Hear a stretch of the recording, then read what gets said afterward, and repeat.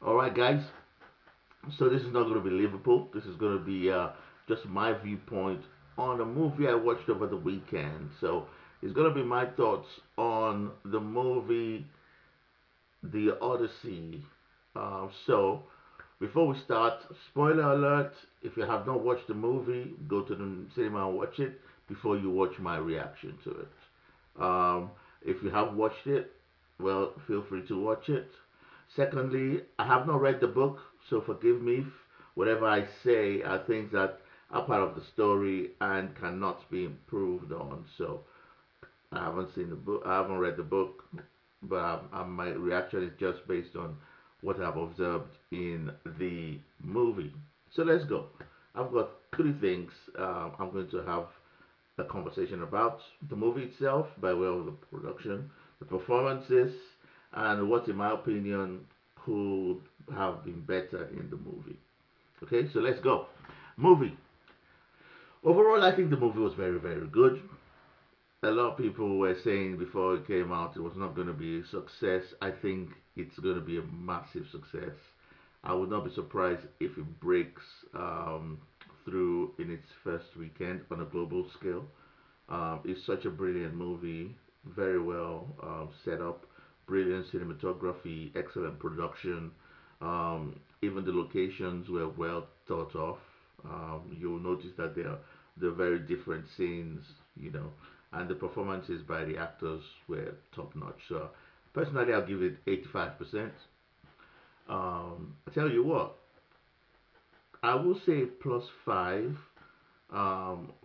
for the fact that Christopher Nolan, made the film, I heard, with very little special effects, which is a miracle in terms of how modern day movies are filmed, modern day filmmaking, where everything is shot in blue or green screen. So the fact that he has made this film using the old school methods with little special effects, give him kudos. And I would add 5% for that. So I will give him a 90%, the movie a 90%. As someone that appreciates what goes on behind the screen, I would also say the production designer, special kudos to her. Her name is Ruth DeYoung. Fantastic work done and her team in making sure that they got everything right for this movie to take place and for the actors to have a good time doing their work. The director of photography, Hoyter van Hoytema, was also excellent. Kudos also to the construction coordinator who built all the sets. I believe his name is Jonas Kirk. So yeah, the director of photography, the construction coordinator, and their teams. Special regard to them for a work incredibly well done. The costumes were also fantastic. So respect to the costume designer, Ellen Morinik. Um, the attention to detail was fantastic. The texture of the costumes, the details. If you look at it, you would notice that they were all very well made and top notch. Um, so I will say kudos to those individuals. As I said before, the locations were brilliant. So massive kudos to the on location teams, to the production design team. Massive kudos also to the logistics team for making sure that every one of those locations were coherently managed. You know, of course, they would have had a timetable and to make sure that everywhere was in place and well set for this film to take place. The work that must have gone into setting the scenes up must have been insane. So give those people behind the screen their respect and their kudos. So well done, you guys. Soundtrack. Soundtrack was good. Ludwig Göransson, as usual, did a great job. But typical to Ludwig's types of scores, they're not memorable. So you don't go out of the movie remembering the songs like Gladiator, for example, or Star Wars or Superman, you know. But Ludwig's scores have never been the memorable type, even though they are really good, you know. Example, Black Panther. Do you remember? Can you say we remember the Black Panther score, or Creed 1 and 2, or even The Mandalorian, or Venom. These are all movies that he had scores composed, but you don't really remember. However, that said, the score was brilliant and it blended very well with the scenes. So kudos to Ludwig for that. And it could be that maybe Ludwig's vision was for the audience to remember the movie rather than the sound of the movie. So for example, if you watch Superman or you watch Gladiator, the song sticks with you while the movie is going on. You know, in this one, the sound told the story of each scene, blended well to complete the picture each story told. You know, and also I noticed that you would hear sounds that felt native to the story as well, which is brilliant because these are not sounds that you hear in recent times. It felt like local ancient instruments were used, and it really completed the picture of the movie. So respect to Ludwig Göransson for going the extra mile to give us that feel of a complete picture.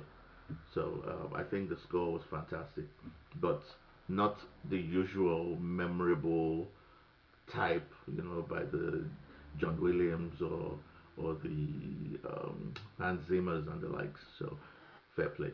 Performance. As I said before, the performance were perfect. Casting director, kudos, got everybody right. Tom Holland, he played Telemachus, fantastic. Rob Pattinson, he was just aerially so good in the role that he played. Um, John Bernthal was excellent, but you will feel that Punisher behavior in him. The way he speaks and the way his head moves when he's talking. Like, very, very. You will see the Punisher if you know, you know. But his performance was fantastic. I noticed Travis Scott was in the movie itself, and Travis was actually brilliant. You got to give it to him. He fit the role. He played the part very well. And he was not out of place. Corey Hawkins, I think he played Polybus. He was brilliant as well. So um, then when you go on to all the others, the likes of the guy that played A Miles, his name is John Leguizamo, blind Amos or Eumaeus. He was brilliant. Lupita was sublime as usual. Charlize Theron as Calypso, he played the part to death. Zendaya as Athena and Hathaway as Penelope. These are like people that you know that when you put them in front of the camera, they're giving you a 10 out of 10 performance. So they were all incredible as usual. They never fail, and that was very typical. Um, Elliot, what's his surname? He played. Well, people rumored that he was going to play Achilles, but I noticed that the name I was hearing in the movie was Sinon Elliot Page. So he played the role excellently well, and it was such an excellent performance that I was wondering where did the conversation of Achilles, where did that come from? So that was fantastic. Um, Agamemnon, the guy that played it, was brilliant. There was a silent aura that he had. Would have loved to see more of him, but can't complain. It's not the movie's not about him. So, what could have been better for me? There were some breaks in the stories that kind of raised a few questions for those that are pedantic. So for example, the Trojan horse was fantastic. The escape of the soldiers from the horse was a bit weak. Where the hole they drilled and came down. You would tell me the soldiers that were around they didn't hear anything. You would expect that they would hear something. While they were dragging the Trojan horse, you didn't suspect there was anybody in it. The way the horse was designed, it was hard to tell that they would not suspect anything in the horse. But that's pedantic. Odysseus, the performance was incredible. What could have been better? The way he shot his arrows from the bow was a bit weak and uninco. Again, pedantic, but it just felt very unconvincing. You know, you expect someone shooting an arrow to go all the way, but he just kept doing that, and it was so incredibly accurate. I just saw it the first time, and I saw it the second time in the scene, and it just struck my mind. But that's me, and I might be just trying to kind of nitpick on little things. The one that stands out for me was Cyclops. So I would have loved to see more than the Cyclops appearance, more engagement with the giant, better. Well, the placement of the eye was the other way, which felt a bit weird. It was almost like, can you really see from that perspective? And then we found out that he could speak. So if he could speak, then you expect that he could wear some form of dressing as well. And the film would not have had to limit his appearance to protect his modesty, you know. Also, for someone who got blinded, you expect there was like a frantic response, a burst of anger at his attackers, swinging about in blind fury and frustration. But his response did not really convince me. For a giant, a few steps would have caught the soldiers when they were escaping, in my opinion.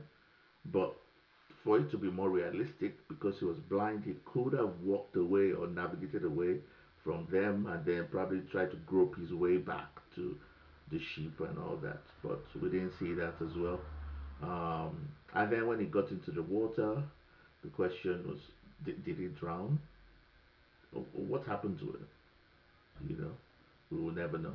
They didn't develop that side of the story as well. And then the semi-giant armored soldiers in the forest. What was the point? I mean, it didn't kind of add up their encounter with the soldiers. If they could run, then nobody could have escaped them. We also noted that Odysseus could hurt one of them, and if he could do so, then there could have been more engagement and action to show that some of them were able to fall while everybody was escaped. But the whole scene just felt unnecessary. The kid was unnecessary. I mean, maybe if the story was like Odysseus sent a group of people into the land, and then as they were escaping and they saw they were all falling, Odysseus in the ship then ran away, then we can understand how he was able to escape. But see how quickly his and how far away his ship was away from the others. That didn't make sense to me because if they all ran into the boat at the same time with the ship at the same time, those semi giants would have cut them up, you know. Um, but hey, it is what it is. Um, and then the other thing, I didn't fully understand why those scorpion or octopus like and things came out of the rocks when the ship sailed through. Um, and what the point was. I mean, it could be that they were trying to kind of establish the hardships Odysseus faced and encountered on his way home. So maybe, but all those were the things that I thought could be having a bit better. But in all, I think it was an excellent movie. You can't take that from it. It's definitely worth going to the cinema to see. If if you watch it on normal screen, you won't appreciate that fully as going to the cinema unless you've got a massive screen, massive speakers, and your house is like a theater. You know, if you have time, I would also recommend go on YouTube, go and watch the making of the movie. You can just type the Odyssey, the making of, and it will come up. And if you see that, you would also appreciate the size of the production and why the budget was 250 million. Excellent, detailed, well done, brilliant. And if you have seen it, but you haven't seen it in IMAX, I would advise you to go again. Go and see it in IMAX to fully appreciate the movie. It's brilliant. It's a brilliant movie, and I would recommend it any day. So that is my thoughts on it. You go and have a good time watching it. Buy the big popcorn. Don't buy regular because it will finish. The actions are so incredible. Is you will finish the big popcorn, the big package rather than the regular or small, if you like popcorn, that is. But it's a brilliant movie. That's my reaction, and I will catch up with you on Liverpool and any other thing that comes up in the future. Once again, Vincent's Viewpoint. Take care and speak to you in a bit. Bye.